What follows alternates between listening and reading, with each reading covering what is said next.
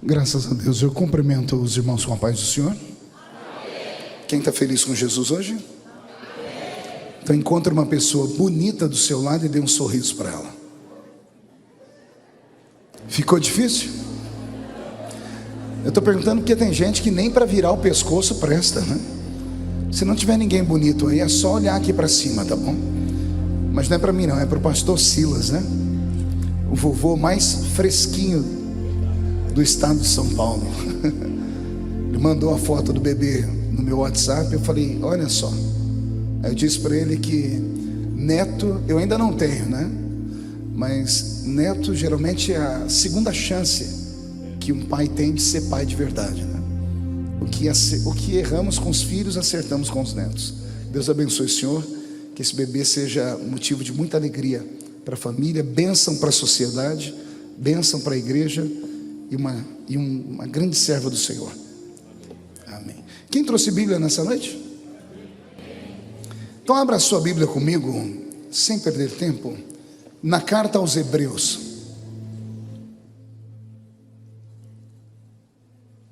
Epístola aos Hebreus, capítulo de número 9.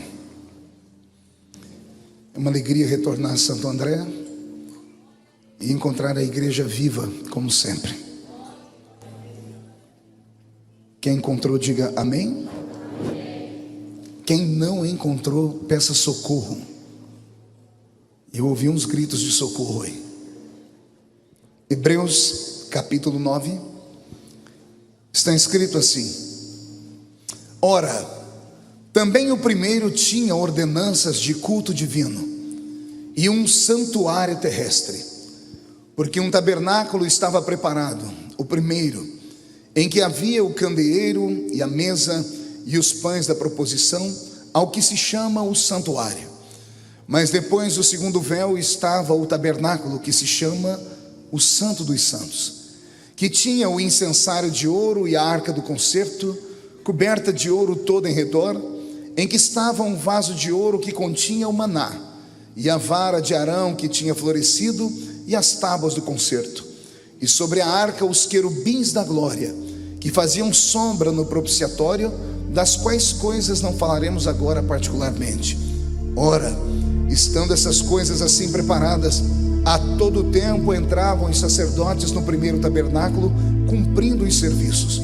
Mas no segundo, só o sumo sacerdote, uma vez no ano, não sem sangue, que oferecia por si mesmo e pelas culpas do povo, dando nisso a entender o Espírito Santo que ainda o caminho do santuário não estava descoberto, enquanto se conservava em pé o primeiro tabernáculo, que é uma alegoria para o tempo presente, em que se oferecem dons e sacrifícios que, quanto à consciência, não podem aperfeiçoar aquele que faz o serviço, consistindo somente em manjares e bebidas e várias abluções e justificações da carne, impostas até o tempo da correção.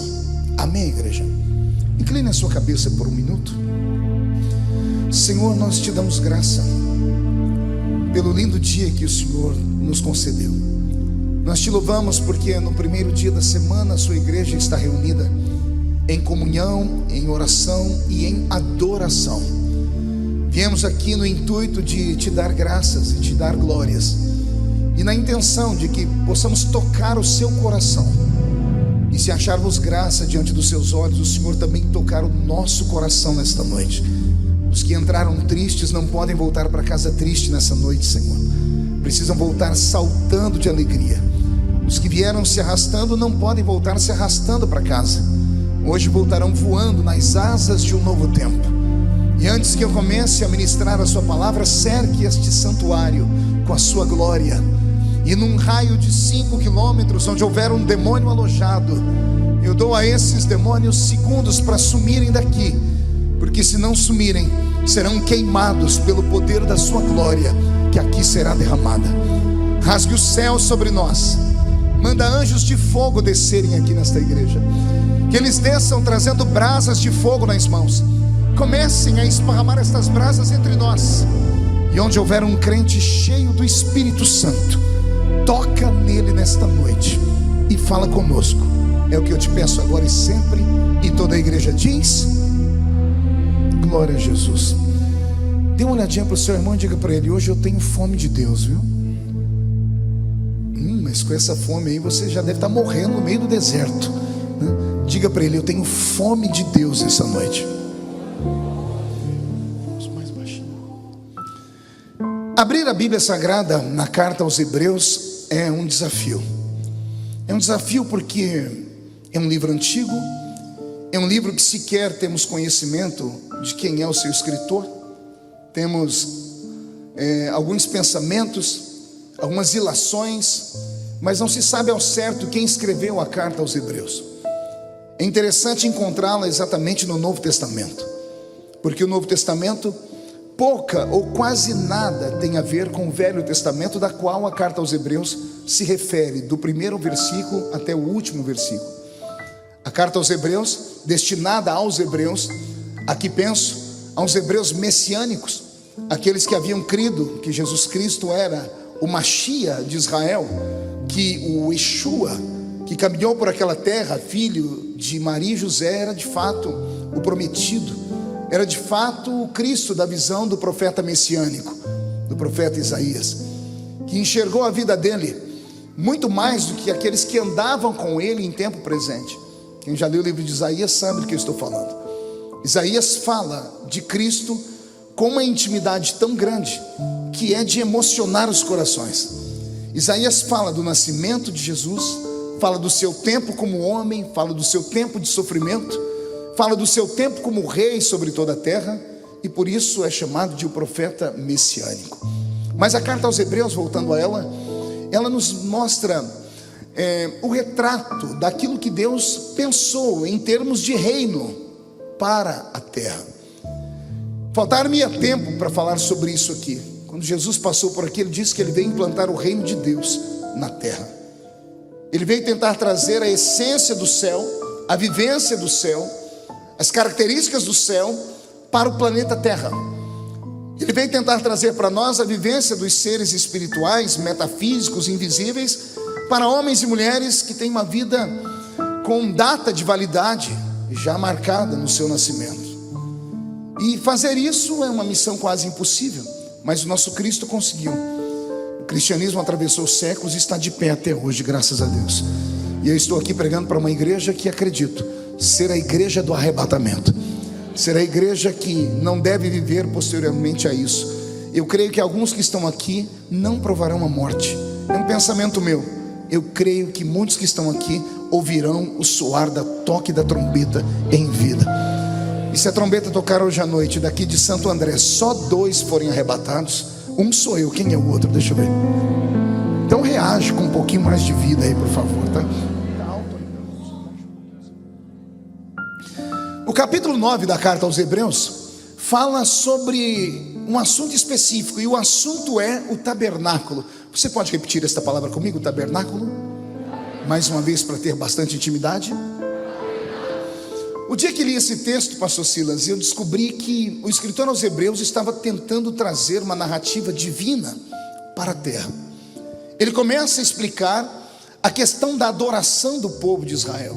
Quando foi que Israel, como nação, começou a adorar o grande, eterno Deus deles? A carta aos Hebreus, no capítulo 9, fala com palavras que assim como há um tabernáculo terrestre, e ele não diz isso de maneira aleatória. O escritor aos Hebreus está dizendo que tudo que nós vemos aqui nada mais é do que sombra e tipo daquilo que está onde os nossos olhos não podem ver. O tabernáculo construído por Moisés nada mais é do que o modelo exato e fidedigno do tabernáculo celeste. Assim como há um tabernáculo terrestre, e por inferência entendemos, se há um tabernáculo terrestre, há um tabernáculo celeste. O meu pensamento, quando construí esse sermão, pedindo orientação ao Espírito Santo, era essa: por que Israel precisou de um lugar físico para adorar o seu Deus? Por que que quando Moisés abandonou o povo por uma quarentena de dias e se apartou deles e foi ao alto da montanha, lá na sua congregação, falar com Deus, ao retornar pegou o povo adorando um bezerro? Que dificuldade tinha o povo hebreu em acreditar no Deus deles? Se eu conseguir responder essas perguntas essa noite, eu acredito que muitos de nós vamos sair daqui com a consciência melhorada e com a nossa alma tocando a alma de Deus, porque o culto nada mais é do que um ponto de encontro entre o Criador e a criatura. Comecei a me lembrar então da epopeia de Moisés arrancando o povo da terra do Egito. Israel ficou aprisionado no Egito por 430 anos. Foram quase 11 gerações. Uma geração judaica eram 40 anos. 430 são quase 11 gerações. Ou seja, todos aqueles que estavam no Egito quando Moisés os resgatou de lá eram pessoas que nasceram escravos, nasceram dentro do cativeiro. E talvez por terem nascido dentro do cativeiro e sendo colocado sobre eles uma canga, um peso, não conseguiram enxergar o tamanho deles. Eu estudei muito sobre guerras e já vi em espólio de guerra um exército dominar 50 mil homens e prender. Já vi prender 100 mil soldados, mas eu nunca ouvi falar de alguém que conseguisse prender quase 3 milhões de soldados. Quando Moisés arranca o povo hebreu da terra do Egito e vai levar para Canaã, a Bíblia diz que ele arrasta de lá 600 mil almas de guerra. Eram homens que tinham 30 anos exatamente. Fora eles tinham mulheres, crianças, velhos, perfazendo um total de quase 3 milhões de pessoas, 2.710.000 almas. A pergunta que sempre me fiz é: como é que o povo egípcio pôde aprisionar 3 milhões de pessoas? Israel não sabia o tamanho que era, não sabia o poder que tinha. Talvez o faraó e as suas dinastias tenham colocado sobre eles esse jugo, fazendo eles olharem só para o chão, esquecendo que o Deus deles estava em cima. Talvez tenha separado eles e colocado eles sobre o peso dos grilhões, e isso fez com que Israel absorvesse uma essência que não era deles. Eles colocaram na alma deles que eles eram escravos. Se você estudar a fundo o caminhar deles pelo Egito, você vai ver que o pensamento do povo hebreu é pensamento de escravo. Toda vez que eles vão discutir com Moisés, eles dizem do que sentem falta: pepino, cebola, alho bravo, as águas barrentas do rio Nilo. E quando eles vão falar de sonhos, eles dizem assim: o meu sonho era ter uma cova para ser sepultado. Essa é a discussão deles com Moisés no meio do caminho. Isso não é conversa de povo de Deus. Isso é conversa de quem absorveu a essência de ser escravo. E eu venho hoje dizer a vocês que eles estavam escravizados, mas eles não eram escravos. Existe uma diferença gritante entre estar e ser. O verbo estar, ele é transitório. Você está agora, pode não estar amanhã, mas o que você é eterno. Aquele povo, eles estavam escravos, mas eles não eram escravos. Tinha uma promessa de Deus sobre a vida deles. E que esta palavra comece a cair no seu coração nesta noite. O que você está passando, eu usei o verbo certo. Você está passando. Você não é isso que você está passando. O que você está passando vai terminar. E qualquer dia Deus vai revelar o que você é de verdade. E você é alguém que tem promessas de Deus. Mas Moisés, quando pegou esse povo e levou eles para o meio do Egito, para o meio da península do Sinai, melhor dizendo, quando atravessaram o Mar Vermelho, Moisés soltou o povo na península do Sinai e disse assim a eles: adorem a Deus. E aqui começou o problema deles. Pergunte por quê. Só falo se todo mundo perguntar. Porque Moisés achou que eles tinham a essência da adoração dentro deles.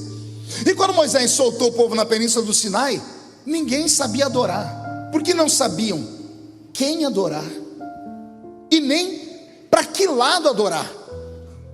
11 gerações aprisionadas no Egito, sendo escravos. Os egípcios eram idólatras por natureza. Aliás, a idolatria nasceu na Mesopotâmia. E que palavra bonita essa, né? Mesopotâmia. Foi lá na Mesopotâmia que nasceu essa essência de adorar deuses. Foi lá que nasceu Baal, Astarote, Azera, Marduk, a pseudo-deusa Sim e outras mais. E os egípcios, por serem adoradores, eles criavam os templos para os seus deuses. Os deuses dos egípcios tinham cara, tinham aparência, tinham vestimenta e tinham endereço. Então, quando os senhores egípcios iam adorar, por exemplo, Amon-Ra, no dia 25 de dezembro, no dia do solstício, quando iam adorar Amon-Ra, os senhores egípcios pegavam os seus servos judeus e arrastavam junto. Imagine isso por 430 anos. Israel sabia de cor qual era o endereço do deus Amon-Ra. Sabiam de cor o endereço de Deus Baal. Sabiam o endereço de Ísis. Sabiam o endereço de todos os deuses. E detalhes, conheciam a aparência deles. Eles conheciam a aparência, por exemplo, do deus Anubis, meio homem e meio cachorro. Sabiam como ele era. Então os egípcios ensinaram os hebreus por 11 gerações que Deus só é Deus quando Ele tem endereço, e só é Deus quando Ele tem cara. Quando Moisés arrasta eles e solta eles na península do Sinai, ele diz: adorem a Deus. Ficam patetando no meio da península do Sinai. Eles não sabem como adorar, eles não sabem o que fazer. A primeira grande adoração teve que ser uma irmã de Moisés puxar o coro, lembra disso? Atravessaram o Mar Vermelho, do outro lado Deus mandou eles esperarem, e o Senhor disse: olhe para trás, contemple o seu inimigo pela última vez. Era para aquele povo explodir num grito de glória a Deus e aleluia. Mas quando eles viram os inimigos morrendo, caiu um silêncio sepulcral sobre o povo. Foi Miriam que acabou com o silêncio. Enfiou a mão na sacolinha dela, pegou um pandeiro, colocou a perna numa pedra, tirou uma nota musical e gritou: ei Israel, só o Senhor é Deus. Moisés e Miriam, a família de adoradores, começaram a perceber que aquele povo ia dar trabalho, porque Deus queria adoradores. Mas quando soltou eles na península do Sinai, eles não sabiam como adorar, não sabiam a quem adorar. Por que é que você acha que Moisés se afasta deles por 40 dias? Ele sobe o alto da montanha para falar com Deus, para pedir a Ele um conselho. Como é que eu faço para esse povo te adorar? Eu não tenho só um povo, eu tenho uma nação inteira. O diálogo dele com Deus levou 40 dias de jejum e oração. Ele ficou feliz porque ele saiu lá de cima com um decreto na mão, as tábuas da lei primárias, que eu queria saber o que estava escrito nela. Que a primeira ninguém sabe o que está escrito, porque Moisés quebrou ela quando estava descendo o alto da montanha. Ele vem descendo todo feliz com as primeiras tábuas. Quando ele olha lá embaixo, ele vê o povo adorando um bezerro. Deuteronômio capítulo 9, verso 16, não me falha a memória, a Bíblia diz que Moisés pegou as tábuas e quebrou, e retornou para o alto da montanha. E mais 40 dias, e mais 40 noites, não comeu pão e nem bebeu água. O jejum mais poderoso da Bíblia, 80 dias de jejum. Não deu tempo dele ir lá na tenda dele pegar água e pão. Ele ficou revoltado, ou ficou com vergonha. Ele quebrou as tábuas que Deus deu a ele. Ele voltou para o alto da montanha, porque viu eles adorar um bezerro. Ele voltou para o alto da montanha mais 40 dias. E agora no período de 80 dias sem comer e sem beber, aí é só Deus para fazê-lo ficar vivo. Quem trabalha na área da saúde sabe do que eu estou dizendo aqui. Nenhum ser humano consegue ficar 80 dias sem comer e sem beber. O que sustentou Moisés no alto daquela montanha? Pergunta para o seu irmão aí, o que você acha o que sustentou ele lá no alto da montanha? Alguém tem alguma ideia? Eu sei que Moisés se alimentou de alguma coisa lá em cima, e eu tenho provas físicas de que ele se alimentou lá em cima. Para provar que Moisés se alimentou lá de cima, eu tenho que usar a ciência moderna. A ciência moderna diz que o homem é o que o homem come.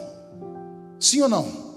As senhoras que conhecem mais disso, vitamina E e D, só perguntar para a irmã do seu lado o que é a vitamina D, ela vai te falar o que é. Cabelo e pele está no topo, do desejo das mulheres. Então, o ser humano é aquilo que ele come. Aproveite e dê uma olhadinha para o irmão do seu lado, mas aquele olhar, aquele olhar com uma lupa. Olha dos pés à cabeça, sonde ele. Viu aí esse corpinho? Em forma de um botijão de gás, ou de uma tábua de passar roupa. Esse corpinho lindo, isso aí é herança genética do papai e da mamãe, somada à dieta moderna. A pele bonita desse jeito, essa tenacidade toda, é uma vitamina muito boa, é a comida. Uns que estão parecendo um maracujá de gaveta, murcho, é porque estão comendo muito mal. É assim que é, o ser humano é o que ele come. Você concorda com isso? Diga aí, eu concordo. Pois bem, Moisés ficou 80 dias lá no alto da montanha sem comer, sem beber. Quando ele volta, era para ter voltado parecendo um cadáver. Era para ter voltado parecendo um ser cadavélico, murcho, caído, sem força. Mas a Bíblia diz que quando ele desce, alguém tem que tapar o rosto dele, porque a pele dele recebeu uma vitamina que eu não sei que foi, viu? Ele começou a brilhar como o sol. E eu acredito que ele deve ter comido o alimento dos anjos, porque os anjos resplandecem. Todos os encontros angelicais de irmãos, esses últimos 2.000 anos de cristianismo, todo mundo vê um anjo brilhando. O próprio Paulo diz ainda que um anjo de luz se apresentasse. Talvez o reflexo desse brilho todo seja o reflexo do sol da justiça. A glória do Senhor seja um alimento. Moisés passou 80 dias lá em cima, e foi nesses 80 dias que ele recebeu a revelação do que nós chamamos de Pentateuco, esses primeiros 5 livros da Bíblia Sagrada. E nós que somos cristãos, pentecostais, assembleianos, acreditamos nisso, amém? Então nós somos obrigados a acreditar que Moisés é o único homem que escreve sobre a sua morte. Porque no capítulo 34 de Deuteronômio ele vai dizer que ele subiu o alto da montanha e não desceu mais de lá. E a história é contada sobre de Josué. Ele teve um vislumbre do futuro e deixou escrito o seu livro. Foi nesse período que Moisés enxergou a criação do universo. E ele escreveu para nós o livro do Gênesis, capítulo 1, capítulo 2. Foi nesse livro que Moisés deixou para nós, que somos cristãos, mandarmos um recado para a ciência, que nós não somos tapados nem idiotas, que nós acreditamos sim no Big Bang, porque o Big Bang aconteceu. Está escrito Gênesis capítulo 1, versículo 3. O Big Bang, aquele barulho estrondoso que ninguém consegue discernir de onde veio, nós sabemos, foi da boca de Deus. Foi Deus olhando para o universo e dizendo assim: haja luz, e houve luz. Não foi a luz do sol que Deus criou naquele dia, nem a luz da lua, porque o sol e a lua foram criados no quarto dia. Estou aqui apenas mexendo com você, provocando o seu lado cristão curioso para você voltar a estudar a Bíblia, porque a Bíblia continua sendo a boca de Deus falando conosco. É Moisés que nesse período de 80 dias deve ter barganhado com Deus, dizendo: Senhor, o Senhor precisa me ajudar a ajudar aquele povo a te adorar. Eles passaram quase 500 anos vendo os deuses dos outros, e os deuses dos outros tinham aparência, tinham endereço, tinham roupa. Aí eu chego lá na península do Sinai e digo: adorem a Jeová, adorem a Yahvé. Eles não sabem como o Senhor é. Eles não sabem se adoram para o norte, se adoram para o sul, se adoram para a esquerda, para a direita, se olham para a terra ou se olham para as nuvens, porque tu és grande demais. Moisés conseguiu convencer Deus, e aqui já começa Deus a demonstrar o amor dele. Deus poderia ter destruído tudo naquele momento, porque ele liberta um povo e esse povo não consegue dar a ele nem agradecimentos. Mas Deus entendeu que o homem é um ser arredio, que o ser humano é a criatura mais incrível que Deus já criou no universo. Com todo respeito aos nossos irmãos anjos que estão aqui nessa noite, alguém acredita que tem anjos aqui dentro? O anjo do Senhor acampa ao redor daquele que o teme e o livra do mal.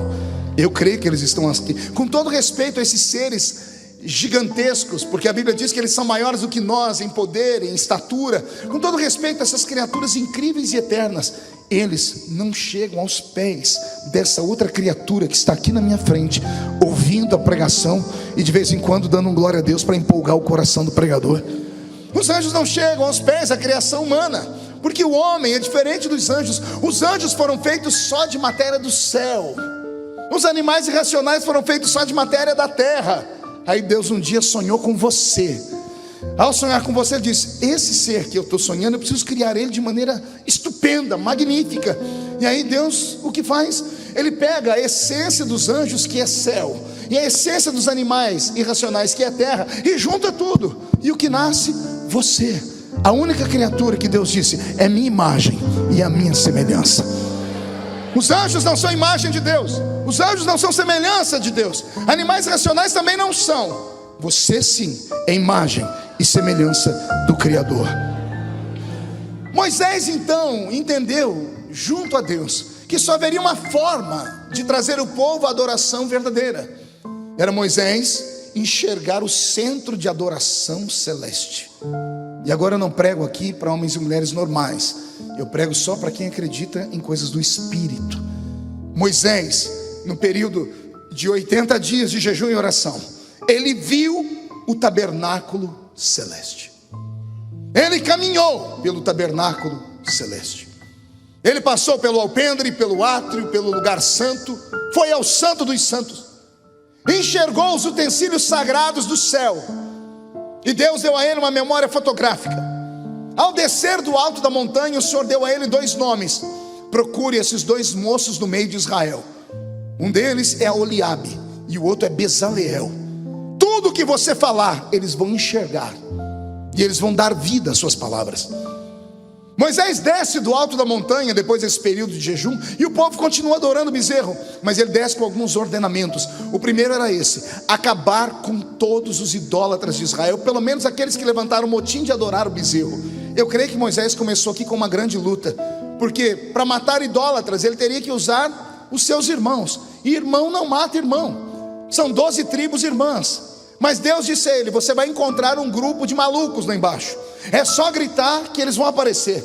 E Moisés deu um grito: eu quero aqui alguém que me ajude a exterminar, extirpar de Israel os criadores do bezerro de ouro. E não é que se levantou uma tribo, Levantou uma tribo de heróis. Falando em tribo de heróis, os crentes já pensam na tribo de Judá, né? Eu também pensei que era da tribo de Judá, mas não era. Quando se fala em correção, a gente pensa na tribo mais velha, que é a tribo de Rúben, mas não é a tribo de Rúben que se levanta. Tampouco a tribo do mais jovem, de Benjamim. Quem se levanta é uma tribo de malucos. Fui estudar a história dessa tribo, eu dei muita gargalhada. Eu falei: Jesus, agora eu entendi porque crente é tudo maluco. Eu acho que nós somos essa tribo, herança espiritual dessa tribo, a tribo dos levitas. A tribo dos levitas se levantou e desceu a lenha nos outros que eram adoradores de bezerro, e mataram eles.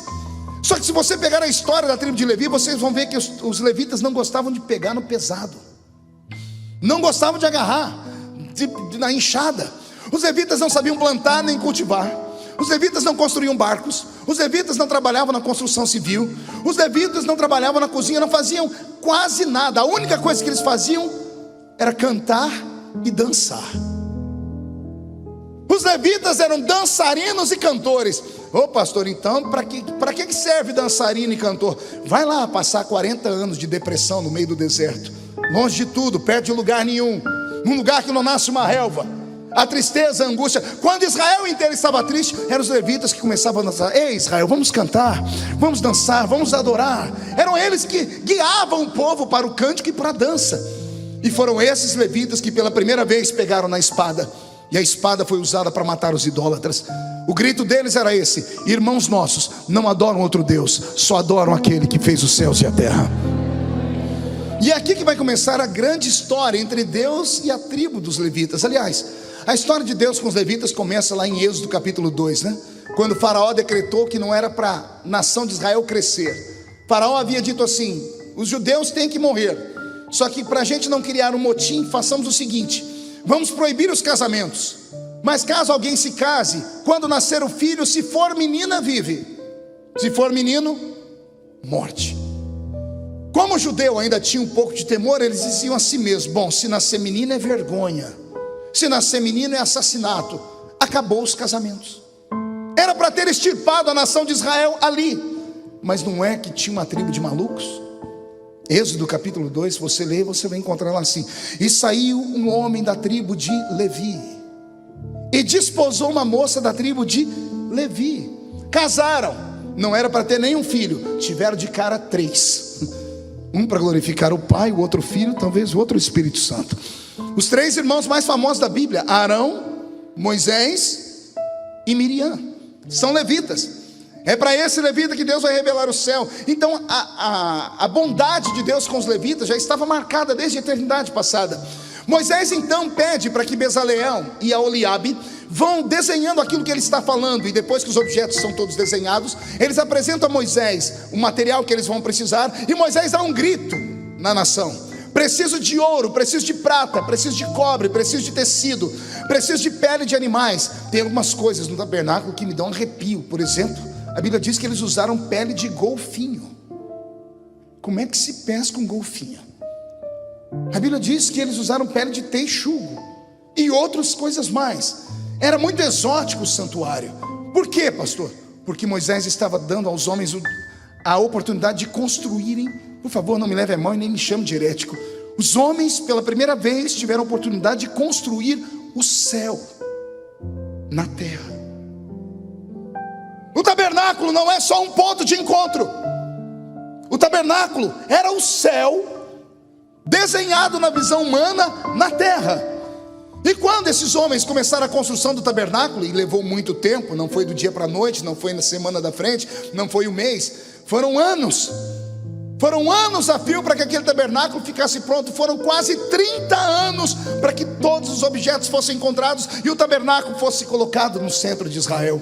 Nesse período, quando Bezaleel e Aholiabe, todos os que estão trabalhando com ele, estão montando as peças do quebra-cabeça, estão construindo a pia de bronze, a mesa do pão da proposição, os altares de libação, de sacrifício, o menorá, aquela cortina que separava o santo dos santos do lugar santo, que de cortina não tinha nada, pesava 1 tonelada aquele negócio, precisava de 12 juntas de bois para rasgar aquilo.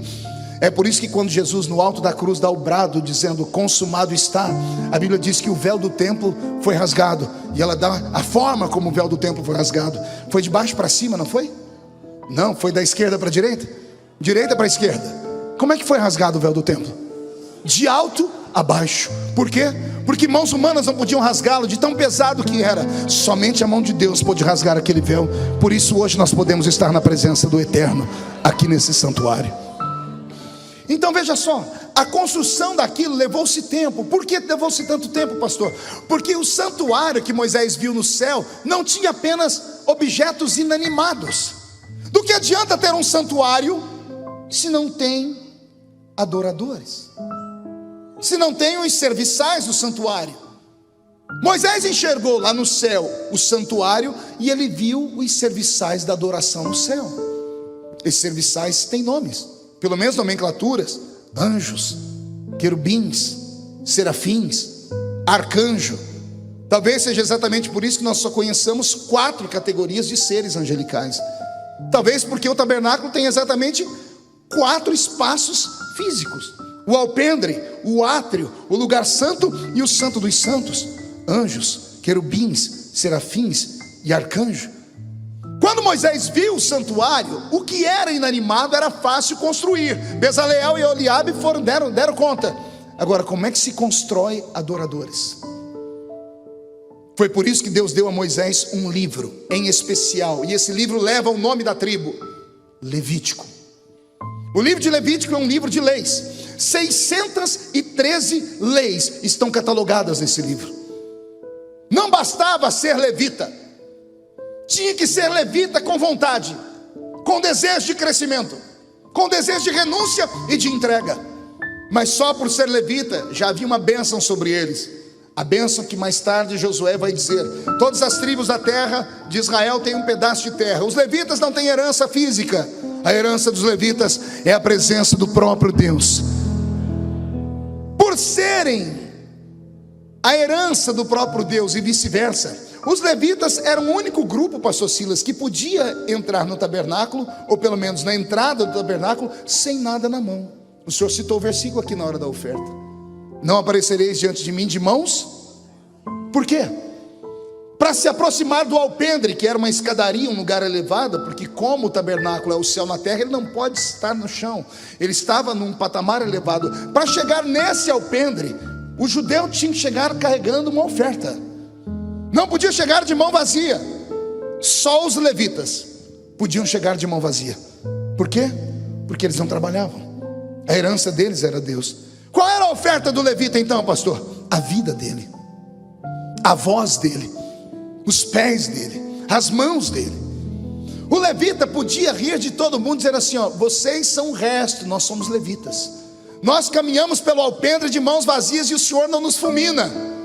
Porque eles eram escolhidos, porque eles mataram os idólatras, porque é da família deles que veio o libertador. Toda vez que você faz alguma coisa boa para o Senhor, você tem o seu prêmio de compensação.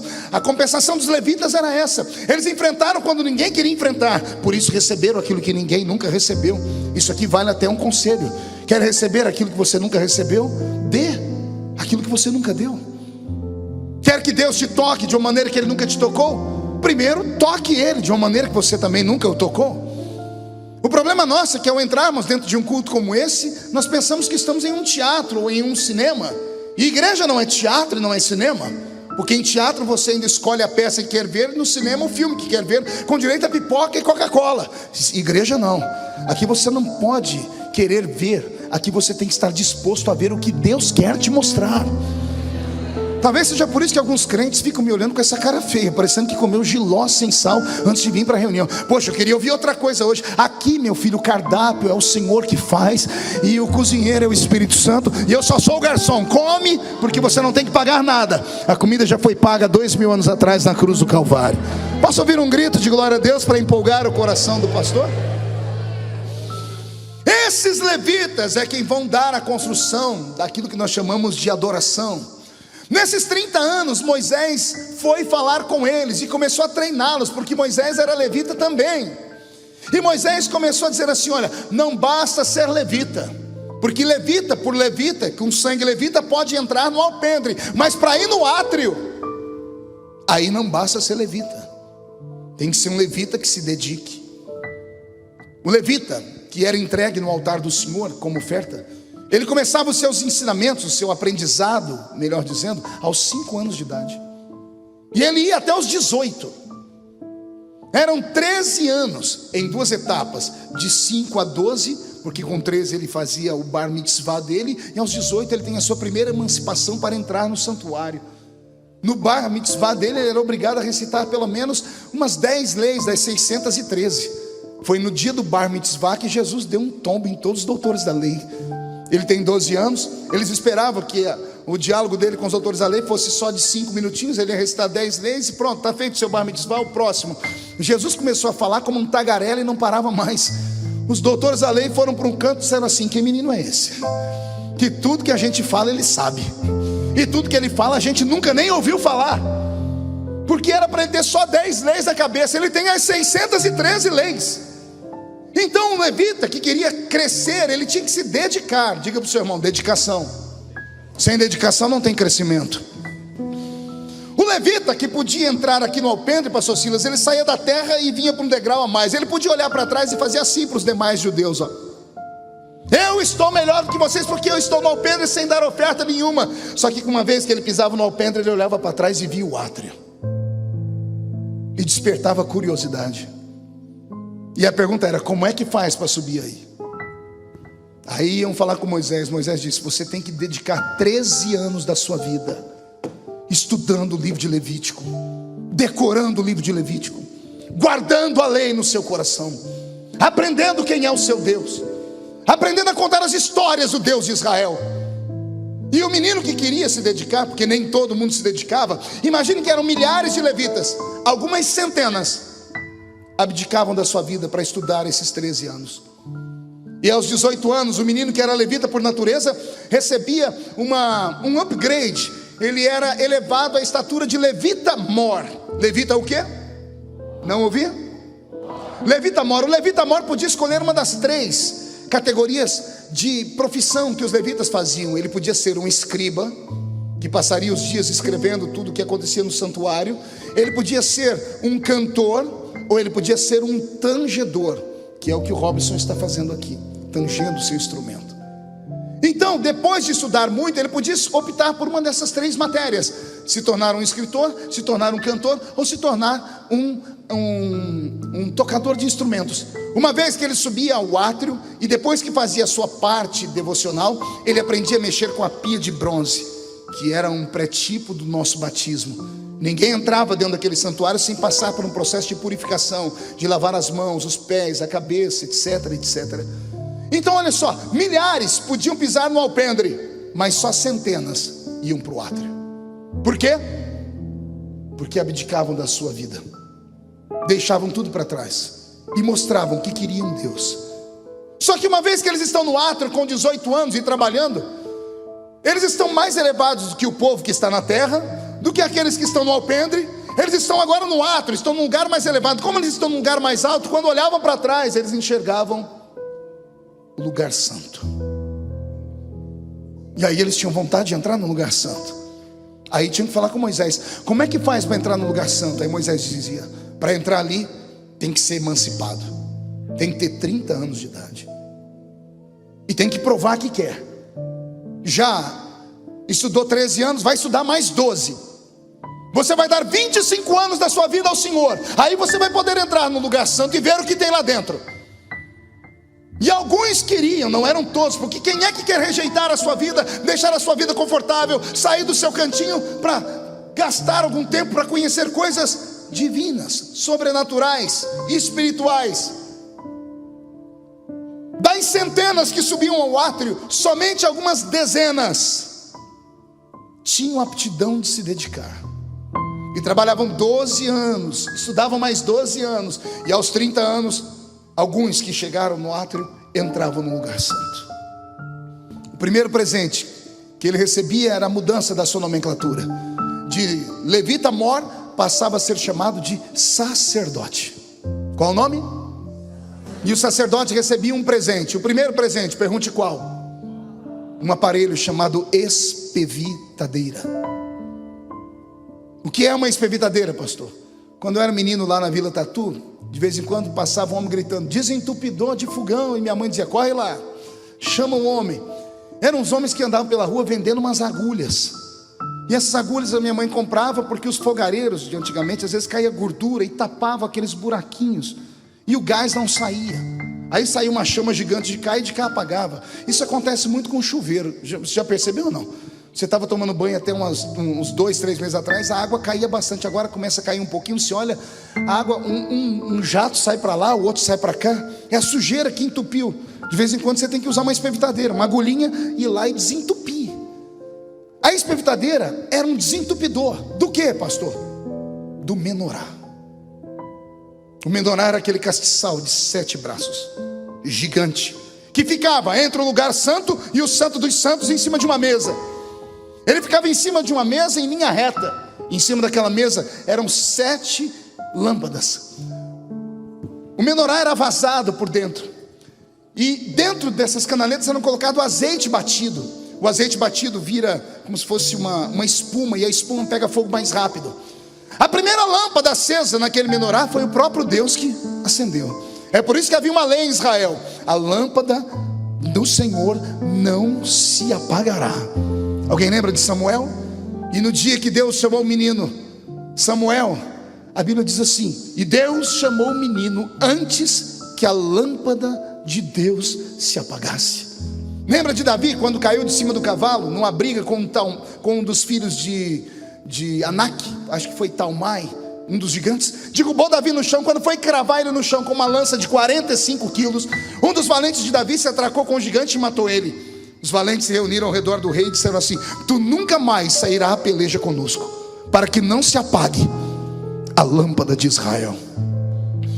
O fogo que Deus acende ninguém pode apagar. Era esta a lei. Então, uma vez que o homem se torna sacerdote, a missão dele era dura. 5:30 da manhã tem que estar na porta do templo. Às 6 horas da manhã ele passa pelo alpendre, ele passa pela pia, toma um banho gelado para ficar limpo. Ele entra no lugar santo, ele fica desesperado, porque à esquerda tem os altares, cheio de carne que ficou do dia passado, cheio de cinzas, mas ele não pode tocar ali ainda. Ele olha à direita, ele vê pão velho, ratos subindo em cima do pão, baratas, mas ele não pode tocar ali ainda. Ele tem uma missão. A missão é ir em linha reta, chegar naquela mesa e olhar para o menorá. Ao olhar para o menorá, o coração do sacerdote quase parava. Pergunte por quê. Só fala se todo mundo perguntar empolgado. Porque nunca, na passagem da madrugada, o frio do deserto chegava a menos 2 graus. As canaletas do menorá ficavam frias e elas congelavam a espuma do azeite batido que estava dentro das canaletas e entupia. As lâmpadas iam se apagando e não podia se apagar tudo. O desespero do sacerdote era chegar de manhãzinha e não ter nenhuma lâmpada acesa, mas às vezes tinha só uma, bastava uma acesa para a esperança voltar. O que é que ele fazia? Ele ia na lâmpada que estava apagada, do lado da lâmpada acesa, tirava a sua espevitadeira da cintura, uma agulha comprida, fincava dentro daquele menorá, ia quebrando a espuma que estava congelada, até encontrar lá embaixo o depósito de azeite. Quando encontrava o depósito de azeite dentro do menorá, ele puxava de uma vez. A pressão fazia o azeite subir. O azeite subia e espirrava. Quando ele espirrava, pegava o fogo do que estava de cá e pulava, acendia a lâmpada. E o sacerdote ia fazendo isso até as 7 lâmpadas estarem acesas. Alguns crentes entenderam, e eu senti Jesus nessa palavra. Que Deus nessa noite nos dê, além de levitas aqui, sacerdotes. Que Deus te dê uma espevitadeira nessa noite, para você usar dentro da sua casa, usar com seu marido, com a sua esposa, com seus filhos, porque você já fumegou um dia. Eu sei que aqui tem homens e mulheres que já profetizaram, já oraram em línguas, já subiram um monte, já desceram um monte, já cantaram, já dançaram no Espírito, e com o passar do tempo, o frio, que é natural que aconteça, foi enrijecendo o azeite que estava dentro de você, e a sua lamparina está se apagando. Talvez tenha sido por isso que Deus me mandou hoje aqui, para eu usar a minha espevitadeira, mas uma só não dá conta. Deixa Deus usar a sua espevitadeira e começa a desentupir as canaletas do irmão que está à sua esquerda, à sua direita. Lembre ele que gritos de glória a Deus não é para empolgação do coração do pregador, como eu disse de forma brincadeira e jocosa. Gritos de glória a Deus é para aquele que está sentado num alto e sublime trono e está olhando o nosso culto aqui nessa noite. Aleluias. Está faltando espevitadeira nos nossos dias.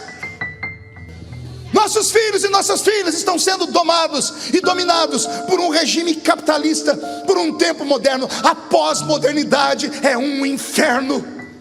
A pós-modernidade começa a roubar de nós os nossos sentimentos, começa a roubar de nós a nossa essência, a nossa sensibilidade.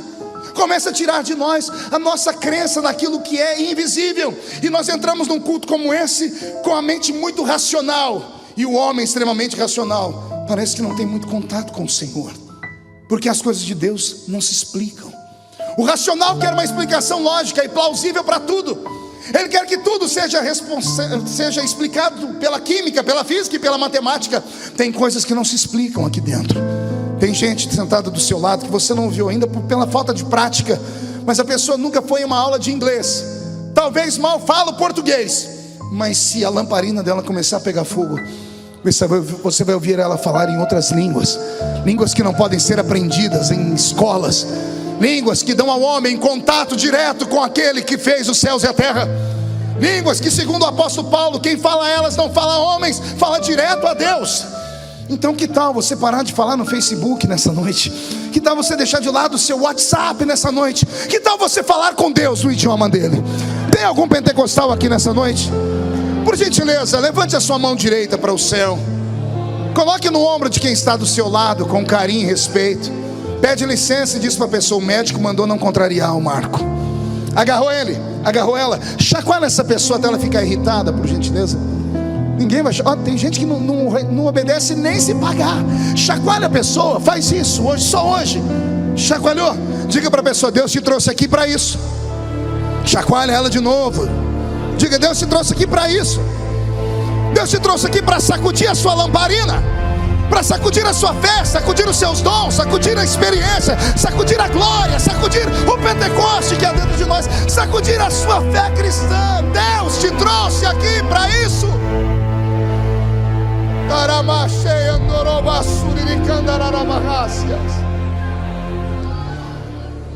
Está faltando espevitadeira. Aquele que chegava lá dentro do lugar santo aos 30 anos, passou pelas etapas, ele gastou a vida toda dele ali. Ele já foi um levita normal que podia ir ao alpendre sem entregar nada. Ele estudou 13 anos e se tornou levita mor e foi para o átrio. Ele desejou o lugar santo e estudou mais 12 anos. Ele tem 30 e agora ele está no lugar santo. Só que de vez em quando esse que está no lugar santo olhava para aquela parede em forma de véu e ele se questionava: o que tem aí atrás? Aleluia. O que tem no santo dos santos?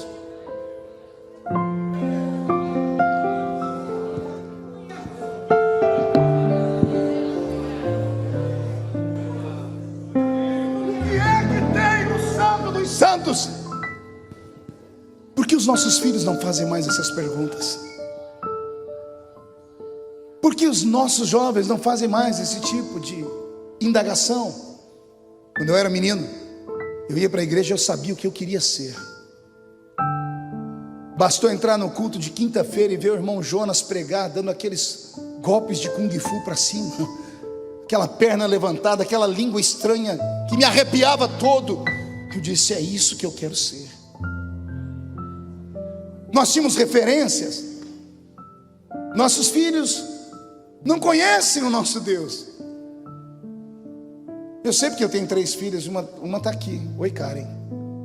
2 semanas que eu não vejo minha filha. Fica de pé para eu te apresentar para os irmãos. Aquela é minha filha mais velha, Karen, com 21 anos. I love you.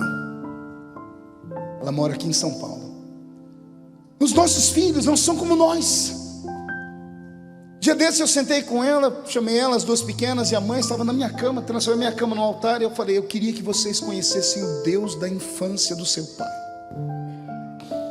Ah, se eu pudesse arrancar de dentro de mim as experiências que eu tive e plantar dentro dos meus filhos, mas eu não posso. Experiências são particulares e pessoais. E talvez o erro seja nosso, pastor Silas, de não despertarmos os nossos filhos para as coisas sobre-humanas. Nós estamos nesse mundo, mas nós não somos desse mundo, gente. Essa é a marca do cristão. Você está nesse mundo, mas você não é desse mundo. Querer andar igual a todo mundo, ser como os homens normais, isso não é para nós. Quando o mundo começa a nos aplaudir, começa a dizer que nós somos perfeitinhos e bonitinhos, tem alguma coisa errada. O mundo tem que olhar para nós e ver seres extraterrestres. Aliás, o crente é um ET. Ele está aqui, mas não é daqui. Se quem está na terra não é da terra, é um extraterrestre. Só que os nossos ETzinhos andam sem arma, andam sem fazer sinais, já não sabem o poder de curar os enfermos, não sabem a unção que está na sua boca ou orar em línguas estranhas, esquecem o poder do jejum. Não é preciso trazer uma receita nova, é só aplicar a receita antiga. Mas você tem que desejar, você tem que querer, você tem que buscar. A única coisa de graça que temos no reino de Deus é a salvação. E isso para nós, porque ela custou o sangue de Jesus. O restante tem que ser pago um preço. Se você está muito satisfeito vindo para a igreja, jogando esse corpo pesado nessa cadeira, absorvendo a beleza desse santuário, recebendo o ar-condicionado, um som de primeira linha, sentado do lado de gente bonita, se tudo isso para você é o seu cristianismo, eu compreendo, Deus também, e te dou os parabéns. Mas eu vim aqui hoje te provocar. Eu vim aqui te dizer que tem mais. Tem mais. Tem muito mais coisas do que no alpendre onde você caminha todos os dias. Tem o átrio, tem o lugar santo. E a minha vontade era te arrastar para o Santo dos Santos nessa noite. Ah, se eu pudesse te arrastar para o Santo dos Santos, te mostrar o que tem além do véu. Os levitas que sonhavam em chegar ao Santo dos Santos, eles se dedicavam mais 15 anos. O sumo sacerdote era consagrado assim aos 45. Antes de 45 anos não podia entrar atrás do véu do templo. E o ministério desse sumo sacerdote durava apenas 5 anos. Tem alguns casos, como o de Eli, que durou até 90, mas depois nós vimos o resultado. Tinha data de validade, era só 5 vezes atrás do véu do templo, mais nada do que isso. Uma vez por ano, esse sumo sacerdote, conforme eu li, usava roupas, indumentárias pesadas, coloridas, carregadas de pedras, carregadas de ouro. Ele usava uma mitra sobre a sua cabeça que era muito maior do que um quipá. Ele untava suas mãos com sangue uma vez por ano. Ele era amarrado pela sua cintura por uma corda. Havia um peitoril sobre o seu peito com 12 pedras. Havia 2 ombreiras com 6 pedras aqui e 6 pedras aqui. Uma vez por ano, esse homem todo vestido de colorido ainda usava uma capa por cima dele, nos pés tocavam campainhas e romãs conforme ele ia caminhando. Essa capa tinha campainhas e romãs que iam fazendo barulho. Uma vez por ano, amarrado pela cintura, ele entrava lá atrás do véu do templo. Ao entrar atrás do véu do templo, os levitas, sacerdotes que estavam aqui no lugar santo, não podiam sequer olhar lá dentro. Eles pegavam o véu do templo aqui e abriam sobre eles, e o sumo sacerdote entrava lá dentro. Ao entrar, eles iam soltando aquela corda, eram guiados pelo barulho. Conforme o sacerdote andava, as campainhas e as romãs iam fazendo barulho. O sumo sacerdote, uma vez lá dentro, ele ia até o único objeto que estava dentro do Santo dos Santos, que era a Arca da Aliança. Alguém se lembra da arca? Caixa de madeira pintada de ouro, a tampa, o propiciatório, ouro maciço, 2 querubins sobrepostos por cima. Dentro da arca, os 3 maiores utensílios sagrados de Israel: o vaso de ouro com maná, as tábuas da lei e a vara de Arão que havia florescido no deserto. O sumo sacerdote parava diante daquela arca com as mãos untadas com o sangue de um animal puro. Passava nos 4 cantos daquela tampa, da tampa da arca. Ao fazer isso, inclinava a cabeça e dava 7 passos para trás. E uma vez que ele está distante, ele inclinava a cabeça. A corda parava de balançar e as campainhas romãs paravam de tilintar. Os sacerdotes que estão no lugar santo percebiam o silêncio, caíam de joelhos, porque é o dia do Yom Kippur, é o dia do perdão nacional. Os levitas que estavam no átrio viam os sacerdotes no lugar santo ajoelhados, os levitas ajoelhavam também. Os levitas de sangue que estavam no alpendre viam os levitas que estavam no átrio se ajoelhavam também. A nação de Israel inteira, ao ver os levitas ajoelharem, se ajoelhavam no pátio de Israel. 5 milhões de homens e mulheres ajoelhados, só um ficava de pé: o sumo sacerdote. Todos estão ajoelhados em Israel e em um silêncio profundo. O único que está em pé, inclinado a 7 passos de distância da arca, era o sumo sacerdote. Em certo momento, a Shekinah divina, a carruagem de Deus, vinha, voava sobre o tabernáculo. Ela parava em cima do Santo dos Santos, e um facho de luz descia daquela nuvem. Esse facho de luz era o transporte do meu Deus. Deus sentava entre as asas dos querubins de ouro. Ao sentar sobre as asas do querubim de ouro, o Senhor virava o rosto por 4 vezes, 2 para a esquerda e 2 para a direita, para sentir o perfume do sangue, para saber se o sangue era de um animal puro, sem defeito. Depois que Deus sentiu o cheiro, o perfume do sacrifício, o Senhor fixava o olhar no sumo sacerdote, da planta dos pés ao alto da cabeça, da cabeça ao alto dos pés. O Senhor usava uma visão de raio-x e olhava o corpo do sumo sacerdote, que estava coberto com aquela roupa e com tanta roupa. Deus olhava as pernas, Deus olhava o nariz, Deus olhava as orelhas que estavam cobertas pela mitra. Não se escandalize, Deus olhava a próstata do sumo sacerdote. Deus olhava o corpo dele inteiro, porque não podia ter defeito. Quando eu estava lendo isso há muitos anos atrás, aprendendo, eu falei: o que tem a ver a orelha? Porque eu tinha um complexo de orelha que me chamavam de topogijo. Aí a cabeça cresceu, a orelha ficou pequena. E eu falei: o que Deus tem a ver com orelha? E eu encontrei um texto na Bíblia que me fez chorar. Alguém lembra da noite em que Jesus foi traído aqui? Na noite em que ele foi traído, Pedro tentou defender Jesus com uma espada, e ele sentou a espada no pescoço de um soldado. Errou. O soldado era bom, se esquivou e arrancou a orelha dele. Você já se perguntou por que Jesus consertou aquela orelha? Só estudando a tradição de Israel é que você vai entender e vai chorar como eu chorei. Aquele soldado não era da guarda pretoriana, a Bíblia diz que era soldado do sumo sacerdote. Quem guardava o sumo sacerdote eram levitas, pastor Silas. E era alguém íntimo do sumo sacerdote. Para fazer aquele serviço sujo, era alguém íntimo do sumo sacerdote. E esse íntimo tinha promessas de que a qualquer momento podia ser consagrado ao sacerdócio. Aquele moço que vai prender Jesus e que Pedro arranca a orelha dele, quando ele olha para o chão e vê a sua orelha, ele não vê uma orelha, ele vê o ministério dele. Porque o sumo sacerdote não podia ter defeito na orelha. Ele vê caído no chão o sonho dele. E olha como Jesus é querido. Mesmo com as mãos presas, esbofeteado e cuspido, ele cata a orelha. Ou seria o ministério, ou seria o sonho. E ele pega e coloca no lugar.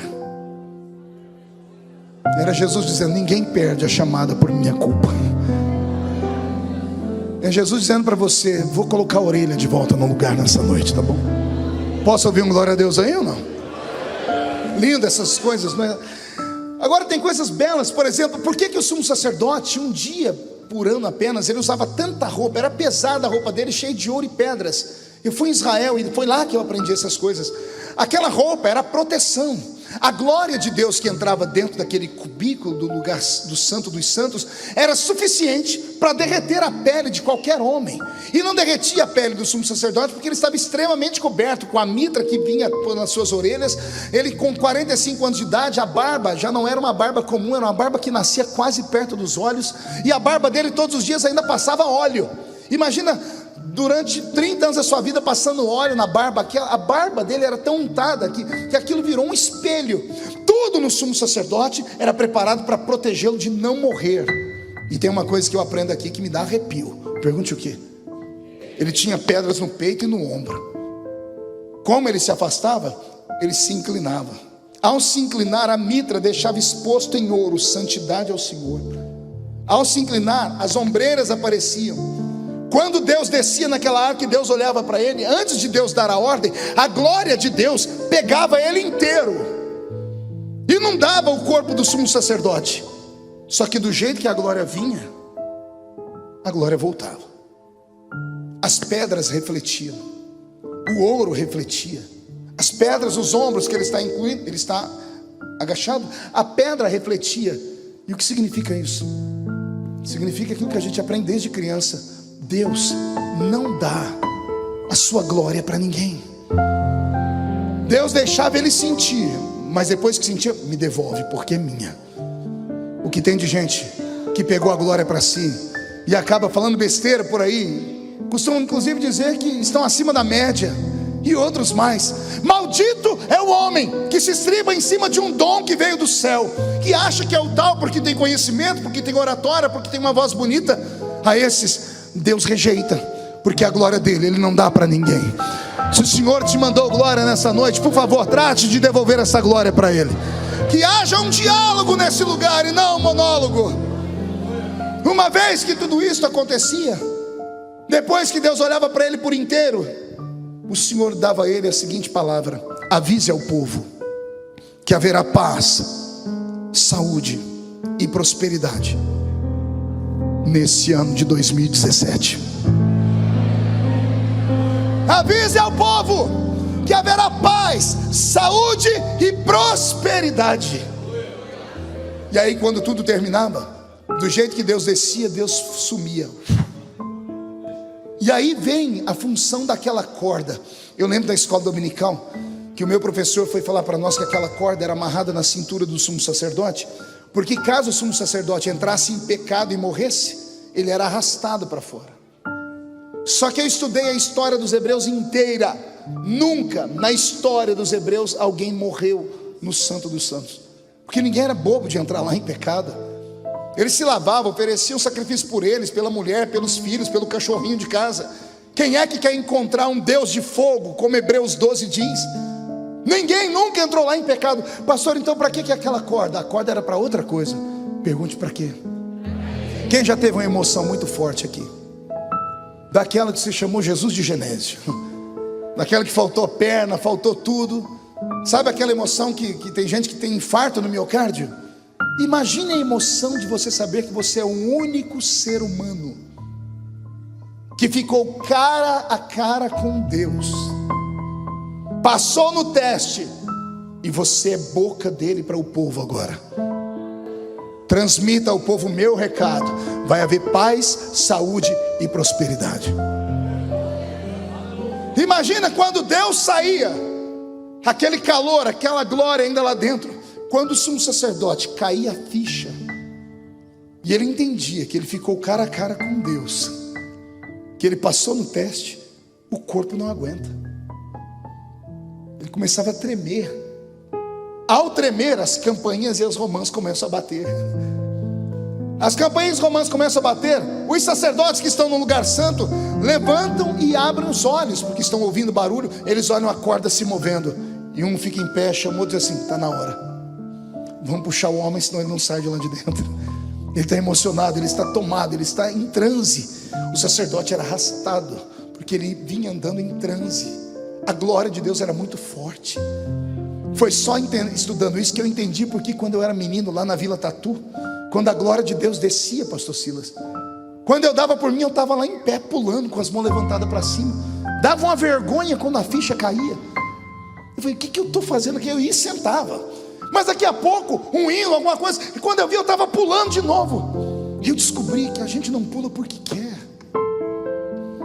A gente não grita porque quer, porque qualquer ser humano tem vergonha dessas coisas. É que tem algo dentro de nós. Tem algo que mora aqui dentro, e ele não faz questão de ser adorado. Pelo contrário, ele diz assim: adore, adore, adore aquele que está no trono. Adore pela sua salvação, pela sua família, pela sua conquista, pela sua bênção. Adore. É por isso que o nosso culto é regado a gritos de glórias a Deus e aleluias. Não se envergonhe de ser uma adoradora. Não se envergonhe de dar a Ele gritos de glória. Eu me lembrei, já estou terminando. Eu estava pregando em Israel. Nós fizemos uma grande cruzada em Israel um dia. Eu levei alguns amigos. Na época foi comigo a Síria Nascimento. Ela era esposa do Pelé ainda. O Cid Moreira. Lembra do Cid Moreira? Mr. M.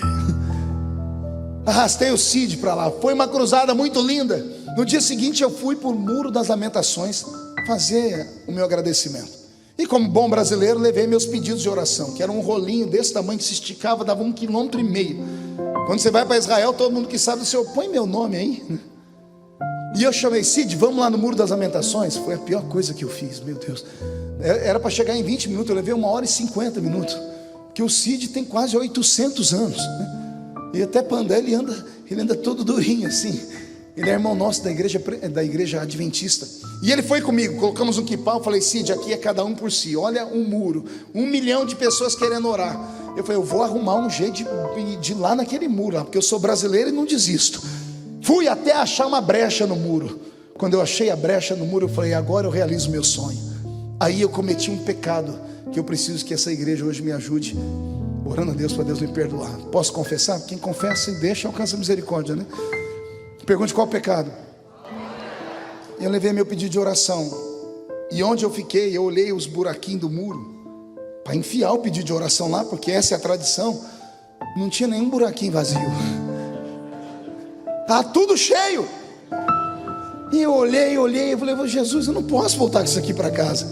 Aí eu olhei e encontrei um lá que estava bem amarelinho. Eu falei: isso aqui Jesus já viu, já leu. Eu encostei a barriga, botei o dedo e fiz tuque. Peguei meu pedido, coloquei lá e pisei em cima daquele. A igreja me perdoa? Graças a Deus. E agora que eu estou perdoado, eu levantei os 2 braços. Você já viu um assembleiano seminarista orar?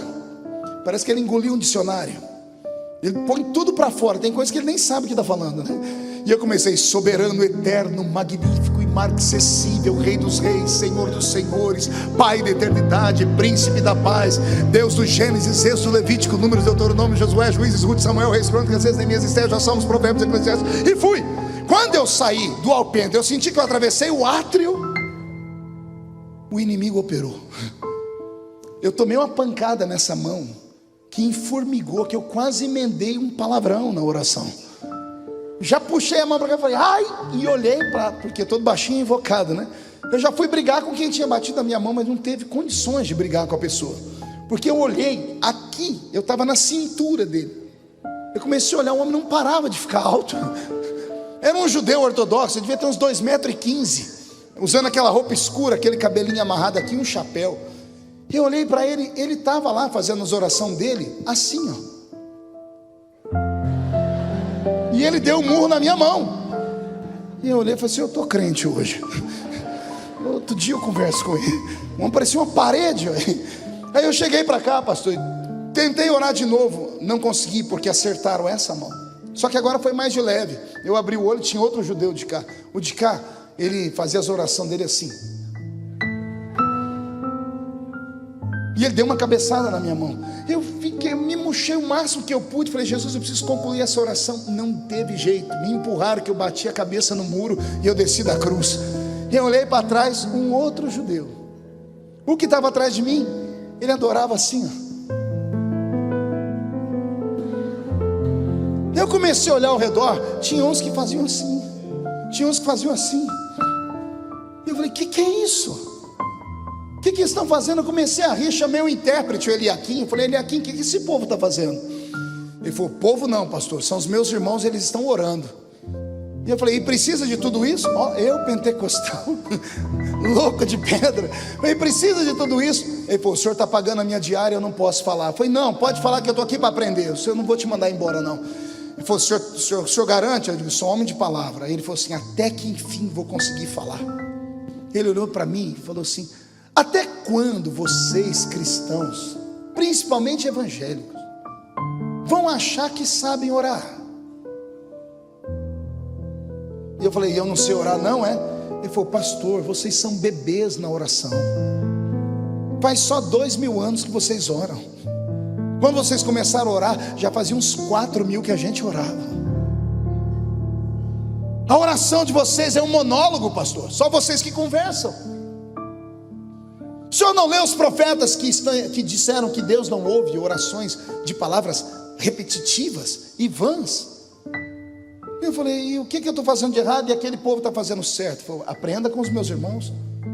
Oração é diálogo, pastor. Não é só o senhor que fala, o senhor tem que deixar Deus falar com o senhor também. Não é só a sua boca que ora, pastor, o seu corpo tem que orar também.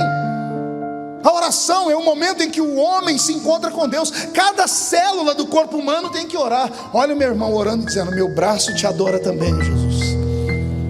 A minha cintura te glorifica, Senhor. As minhas pernas te buscam, Senhor. Cada gesto daquele era a maneira deles dizerem: Senhor, cada parte de mim precisa de Ti. Foi aí que eu entendi porque quando eu era menino eu pulava na igreja. Porque de vez em quando ainda, quando a glória do Senhor vem, quando nós sentimos aquela presença forte, a gente fica de pé e levanta as mãos e começa a chorar. É claro que o tempo vai passando, a gente começa a se enclausurar, colocamos dentro de uma redoma da vergonha e ficamos com vergonha das pessoas que estão do nosso lado, dos irmãos que são estudados, dos visitantes da igreja. Mas eu nunca ouvi falar que o poder de Deus escandalize alguém. Mau testemunho escandaliza. Pessoas que aqui na igreja são uma coisa e lá fora são outra, isso escandaliza. A glória de Deus não escandaliza ninguém. Ela desperta curiosidade. As pessoas vão perguntar: o que quer isso dizer? Aí precisa alguém levantar e falar: o que está acontecendo aqui é o que foi predito pelo profeta Joel, que disse que nos últimos dias Deus derramaria do seu espírito sobre toda a carne. Vossos filhos e vossas filhas profetizariam, vossos velhos teriam sonhos e os vossos jovens teriam visões. Naqueles dias, diz o Senhor, derramarei do meu espírito sobre os servos e sobre as servas. É isso que o Senhor quer. Eu saí dali de perto, eu quase matei o Cid Moreira do coração, porque eu dei um grito. Ele falou: o que é isso, pastor? Falei: Cid, eu entendi por que os cultos pentecostais são fervorosos. Porque quando eu dou ponta, eu já estou pulando e gritando. Não faço porque quero, há uma força que se move em mim, porque Deus desce no nosso meio. Alguém acredita que Deus está aqui? Encerro tentando aplicar o que preguei nessa noite. Eu estou pregando aqui no tabernáculo do Deus vivo. Essa igreja é um tabernáculo. Essa igreja é um reflexo do céu. E na minha frente estão os adoradores, os levitas. A pergunta que eu faço a você, levita, é: vai continuar no alpendre? Ou você quer mais? Quer o átrio? Quer o lugar santo? Quer o santo dos santos? Então reage! Reage, mostre alguma coisa para Deus. Não aceite nada menos do que a glória de Deus sobre a sua vida. Não aceite nada menos do que saber que a essência, a presença e a glória dele estão aqui e vão acompanhar você até a sua casa. Você vai entrar pela porta da sua casa hoje e o Senhor vai te acompanhar. A sua família será abastada, a sua família será abençoada. O Senhor vai mudar o seu final de ano. O Brasil gritando crise, você vai gritar Cristo, porque a glória do Senhor é muito maior do que tudo que nós possamos imaginar ou sonhar. Deus te trouxe nessa noite para provocar a sua alma. Ele não mudou. Ele não mudou. Ele é o mesmo de ontem, hoje e será eternamente o Senhor da glória. A igreja, fique de pé, por gentileza.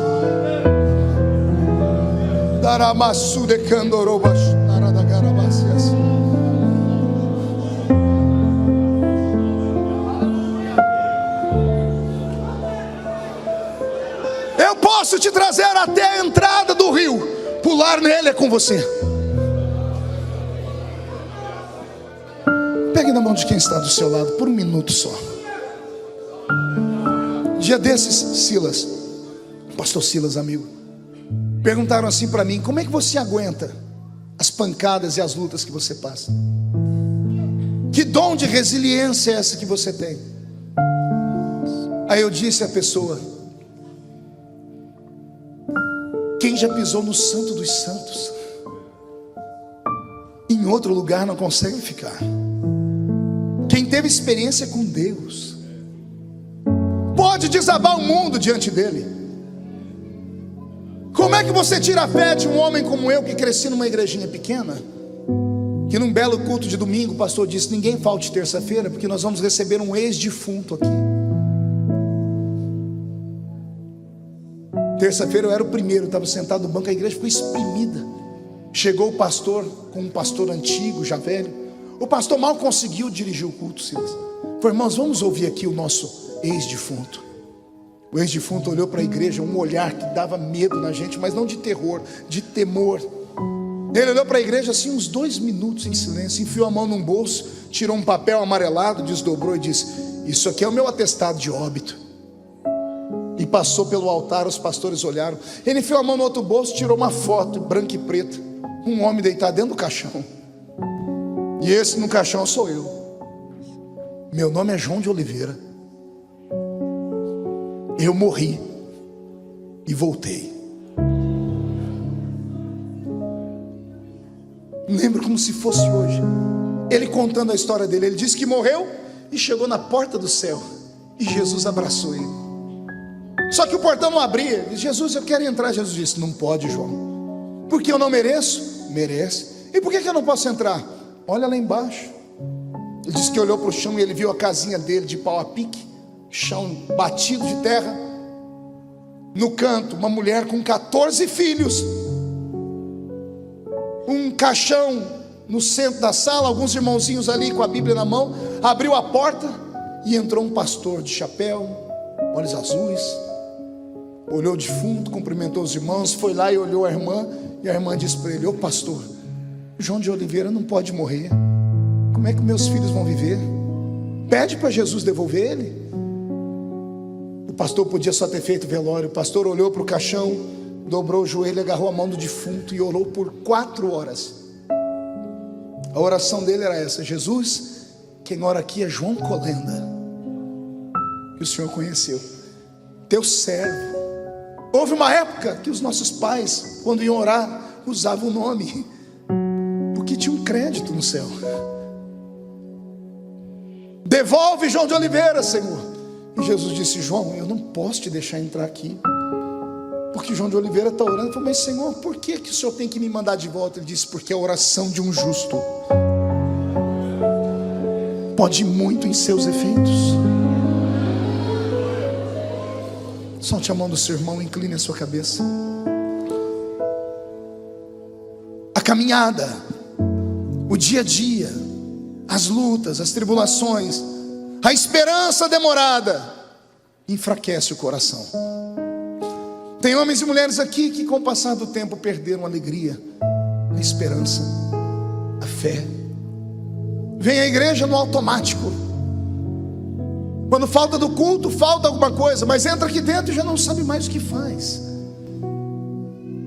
Eu queria te convidar a sair do alpendre e a entrar no Santo dos Santos. Eu queria saber se tem alguém aqui que tem coragem de dizer: pastor, eu já fui melhor. E se tivesse um jeito de resgatar o que eu perdi, eu queria resgatar. Tem um jeito. Aqui no altar, como essa irmã fez, já está chorando aqui tem uns 5 minutos. Você teria coragem de sair do seu lugar e vir aqui no altar? Aleluia. Aleluia. Aleluia. O conjunto tem uma música para essa hora. Vocês. Meu tecladista acompanha vocês. Oh meu Deus. Se quiser essa mesmo que vocês estão tocando, você canta ela? Não, então vê uma que você conhece. Vou fazer mais uma coisa apenas. Feche os olhos. Será que tem entre nós alguém que já pisou no Santo dos Santos e se afastou da igreja? Será que tem algum homem, alguma mulher, um irmão que foi excluído, excomungado, expulso do seu ministério, caiu, escorregou, foi caluniado, há anos não vai em uma igreja? Você veio hoje aqui atraído pela propaganda ou pela insistência da família, de um amigo. Você está tão magoado com a igreja que de finais de semana, quando você sai das baladas, você passa perto da velha igrejinha e sente saudades, mas não tem força para voltar. Você veio aqui hoje e disse assim: se Deus me ama, que Ele fale comigo então. Você ainda vai ser pastor, rapaz. A senhorita ainda vai ser uma missionária, uma mulher de Deus. Eu termino como comecei. Você está no vale, mas você não é morador do vale. Quem viver verá, para ver Deus te levantar. O problema é que quando você foi excluído, o seu nome foi riscado do livro da vida. É bíblico, Mateus 16 e 18. Tudo que é desligado na terra é desligado do céu. Você está arriscando a sua vida. E eu sou um sacerdote da linhagem de Pedro. Eu posso reverter o que fizeram com você, porque tudo que eu ligo na terra é ligado no céu. Se você tiver coragem de voltar para Jesus hoje, eu vou orar pela sua vida e vou pedir para Deus te dar da mesma graça que Ele me deu. E o tempo vai dizer o que Deus vai fazer na sua história. Pastor, para eu voltar, o que eu tenho que fazer? Eu sei que às vezes é desconfortável, mas só tem um lugar para voltar, é aqui. O senhor quer que eu vá aí na frente? Quero. Mas se eu for aí na frente, o que vão falar de mim? Quem fala de você não paga as suas contas. Se você vier, eu vou colocar minha mão sobre você e vou pedir para Deus te dar da mesma unção que Ele me deu. Mas você tem que ter coragem. Tem coragem? A igreja inclina a cabeça e ore. Isso. Vem. Que lindo. Vem chorando, filha. Aleluia. Isso. Vem, o Senhor te abençoe. Se só essas pessoas viessem, eu estava feliz, mas tem mais gente. Jesus te quer de volta. Eu vou pedir para os pastores me ajudar a colocar a mão sobre o pastor Ronaldo. O senhor está mais jovem do que eu, me ajude a colocar a mão sobre isso. Venha chorando, venha orando em línguas. A igreja está buscando. Tem uma música que eu aprendi que diz assim: não importa quem você é, não importa o que você fez, Jesus te ama do jeito que você é. Isso, vem chorando. A igreja está em silêncio, mas o céu está fazendo festa.